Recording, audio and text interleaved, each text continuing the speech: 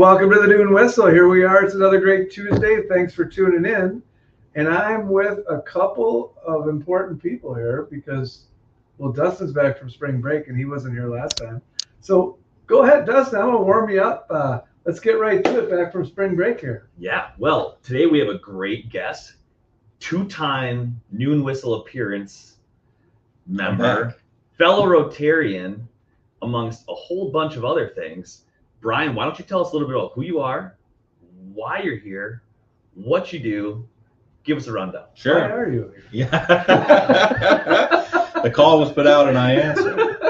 No, I'm happy to come and talk about. I'm a little bit about myself. I'm CEO of the United Way of Walworth County. I also serve on the County Board of Supervisors here, Rotarian, as well as in the Lake Geneva JCs. I sit on a couple other boards. Just civic engagement is one of my personal priorities, and also one of the reasons why I'm here to talk. So you missed county board. Yeah. No. County board supervisor. We're doing that too. Elections tomorrow, so make sure to go out and vote, everybody. Oh, today airs on Tuesday. Today. Yeah. Okay. So why I'm here to talk. I think there is a opening right now for all of us who are paying attention to rekindle inside of ourselves help and care for our neighbors. And that's really why I'm here. I deal with the nonprofit network here in the county, and I see the tremendous effort and services that people are doing on a daily basis to help our neighbors. But I'm seeing right now that there is a time and a need for all of us to see what we can do to help each other, and then therefore help ourselves. Well, knowing you and being friends with you for quite a while now, you have a life of service. Like the things Brian does are service, and I'm sure helped land you being the CEO of United Way and all the things you've done with United Way. But I don't know, do people really understand what the United Way does? Like what does we know of the United Way? We've seen the commercials, we've heard of it, we know they do good things. Sure. But what do they do in Walworth County? Yeah, I'm happy to talk about the organization. I'm very lucky that I get to have my life of service now reflected in my career, which I'm truly blessed to have that. And you're good at service. Right? Thank you. Very good at service. Hopefully seeing that big picture. That's what I think, seeing that big picture. And that leads into the three different pillars of what the United Way does. The first one is funding. We do internal fundraising. That's probably the thing that people are most familiar with. You'll see us for the fall campaign, the thermometers, our spring fundraisers, which we'll talk about coming up. You can give money to us. We then do grants to nonprofits. The extra layer of accountability you get there is that we're vetting that money. We're vetting those organizations. We're holding them accountable for what they say they're going to spend it on, and we're making sure it's getting directed equitably throughout the county. That's important. The second one is just helping smaller nonprofits that maybe don't have the staff or are all volunteer channel state and federal grants. Find ways to get through the bureaucracy that exists in a lot of things. You could have an idea with the friends that you want to open a food pantry in your garage. There's a lot of steps to go between wanting to have something to help and then actually getting through that. So we can help with that coordination. So with that second pillar, if I wanted to start a nonprofit or someone had a small nonprofit, they could reach out to United Way and say, how do I get this going? What do I need to do? I grab my pitch packet off my desk and I head out. There's a lot of real concrete steps to go through to do that. But I encourage the creation of new nonprofits all the time. That's good to know. There is a ton of people that have a personal issue or are motivated to help in a very specific way in a specific place. There are people probably doing that already in other places that can be mentors and guide them. And it is just anybody who has that instinct, you'd hate for the thing that stops them, their momentum, and slows them down is bureaucracy or red tape or permitting and stuff like that. So we'll definitely help with that. So you don't just help people, you help people that want to help people. You got it. Yeah. Okay. And then the last aspect of that umbrella, the third pillar, is just the umbrella itself.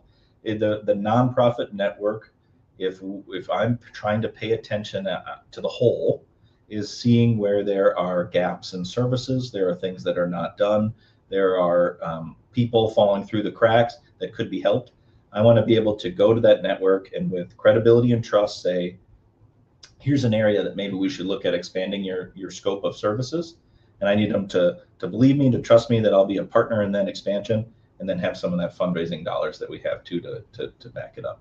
So that's the grand vision there. And hopefully, we were saying this beforehand, when resources are lean and things are getting a little bit tighter, that coordinating aspect becomes more and more important because we're finding efficiencies in services that we're already providing. Brian, do you, to help everyone kind of connect the dots a little bit, do you have some like great examples or some success stories in the past that you can think of? For new nonprofits, you mean? Yeah.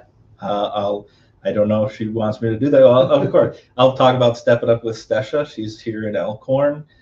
She was providing these aerobics classes. She had a specialized clientele. They were doing it with money from their business, giving personal scholarships.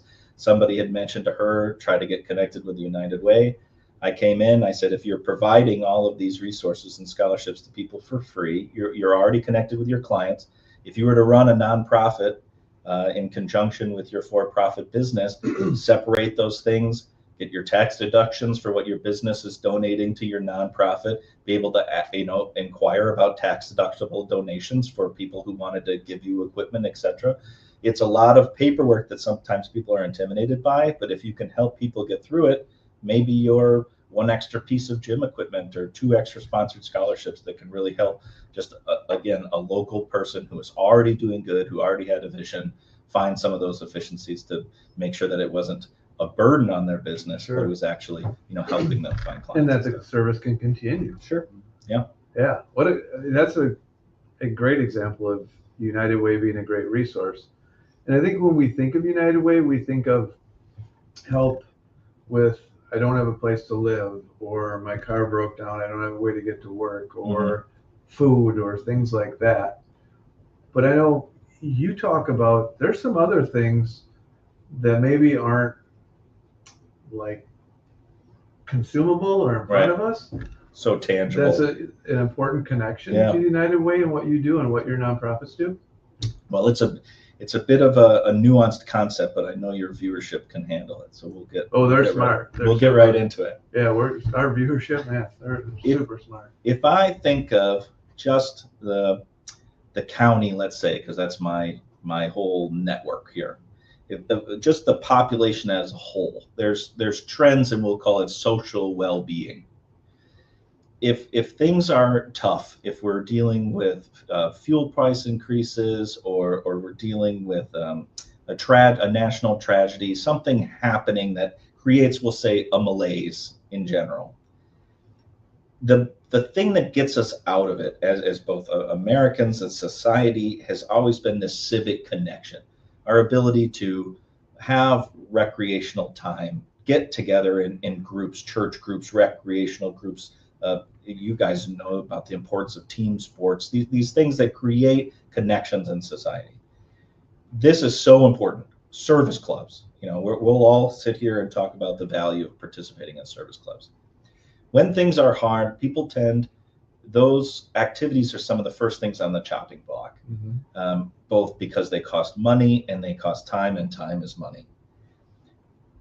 You need to find a time to interject to stop that cycle. That's a literal slippery slope, is that if I'm not doing well, it's affecting my mental health, things are tight, I'm now going to cut back on my activity. I can't make it to church this week. I can't make it. We're going to have to drop out of that softball league. Those things cascade. They affect all of us in a way. And I'm not suggesting that we go to people who are struggling and tell them they need to have more fun or be more engaged. It can be tactless. But what we can do is derive personal satisfaction from ourselves, and this is my ethos too, in helping other people. If you can find it within yourself to help other people, you are giving yourself that that little bit of therapy, that self-therapy, that feeling that makes you feel good when things might not be as bad for you, but it certainly helps. And again, it's not an easy concept to get out there, but when I'm feeling the most worn out, and it's hard sometimes to take that first step out the door, I do it by making sure that I honor my commitments to volunteer, to go to that charity auction or that bingo night or something that's on my calendar that would be really easy to skip and stay home. But you never know who you're going to meet and who you're going to talk to and who might need something. And if I have the capacity, I want to be there for other people because that's what makes me feel good. But who might have similar problems? It reminds me, someone once told me you get more from giving than getting. Yeah. And it's a pretty simple statement, but when you do, and when you serve, and when you do a volunteer project or a fundraiser, you really do. You really walk away going, that was good. Right. That was good. We, our group helped people, helped someone. Yeah. And you might realize that there's other people not far off from you. Yeah. In the way you're feeling. Mm-hmm. Which also helps to know that, there's other people that are going through this too, or having the same thoughts. And so, really good I know advice. it's not going to help, and it's isolation. True. And it's just being stuck with your own thoughts and having somebody to talk to. Mm-hmm. And you're not gonna find that sounding board without going out there. So the people out there who have the capacity, maybe haven't thought about it in a while, maybe some things have fallen on the back burner and you haven't been engaged. This is my call to action. Re-engage, do something for yourself and for other people, and we could use it right now. And you'd be surprised, just the ripple effect of what a couple of people going out and trying to make a difference can do on giving other people the capacity to pass that on. And I can see that in the network, the nonprofit network in the county, and it's just we could use some. We could use some right now. I think your approach, I haven't heard you talk about this before. I think your approach is really amazing in that it's just not raise money, give, raise money, give, raise money, give, but get involved. And we have people that just don't need things. We have people that need just a pick-me-up, socialization, whatever that might be, in order to get the other stuff going. Sure. And I think that's a great approach. Just because you don't need one of the services that they're providing isn't an excuse not to be involved in some way. Yeah. Yeah. I know. Yeah, I can give some examples of that, but it's good. Find time, especially if you know someone in your family or your friends, or if you ever utilize one of those services. How long have you been the CEO of United Way? I started in June of 2024. So it's been a year and 9 months now. So you're coming up on that 2-year mark. Yeah. Yep. This summer will be 2 years. Well, you've been very active. Very active. You got a lot of things going. Yep. You're on, radio all the time, and we're hearing about the United Way. Good. And you're out. I'm lucky I get to do some of that stuff. We hired our first employee in November, which has been wonderful. Lisa Crollo came and is working for us now. She is the senior projects manager, and she's managing CNET, which is our community connections network. It's kind of exactly what we've been talking about in some ways.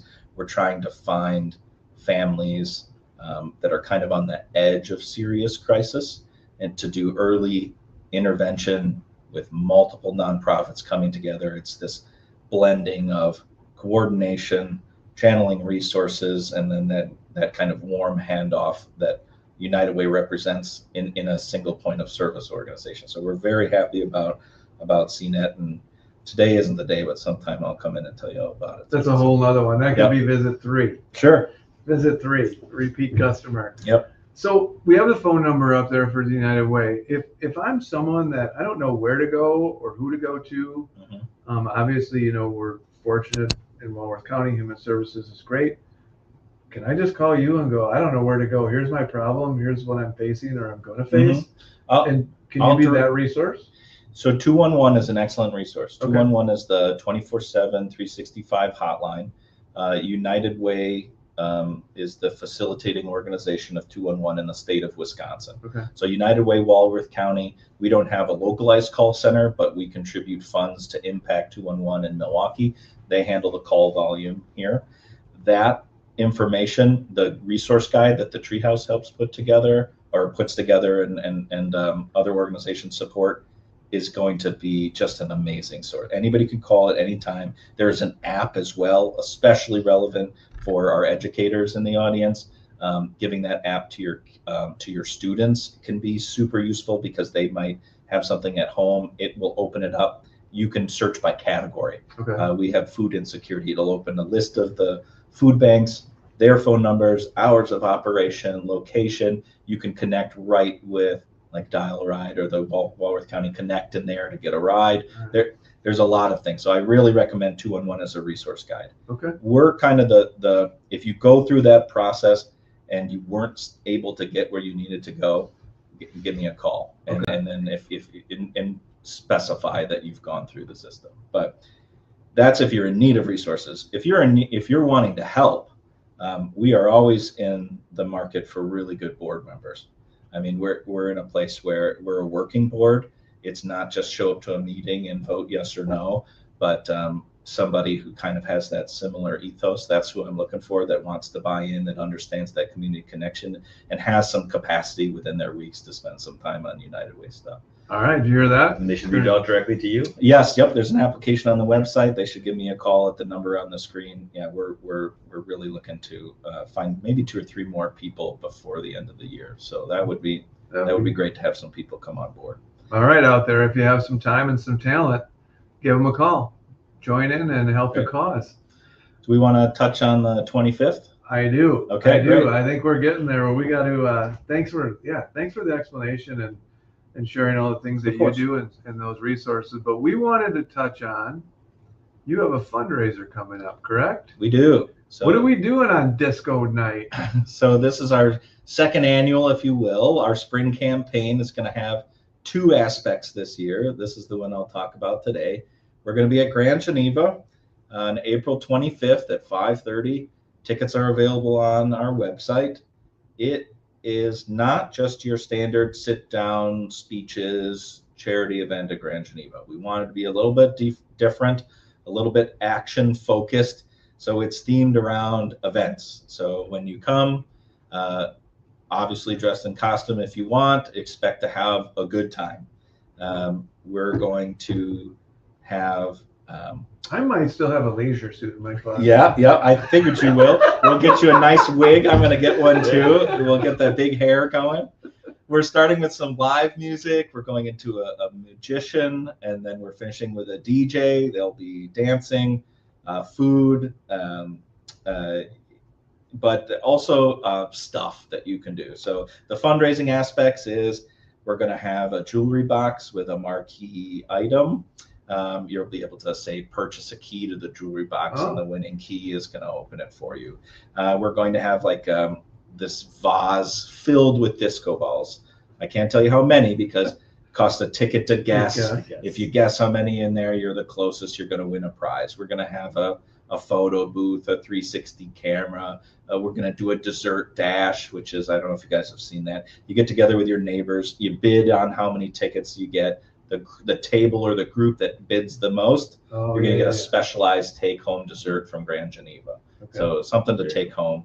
So we're going to try to have 50-50s, a heads or tails. So really some of the more fun aspects of going to those charity events, we're going to try to cram them all into one really fun night and keep people moving around and entertaining and talking to each other. I can't wait to see this costume and the 360 camera and busting out your moves on that. That'll be...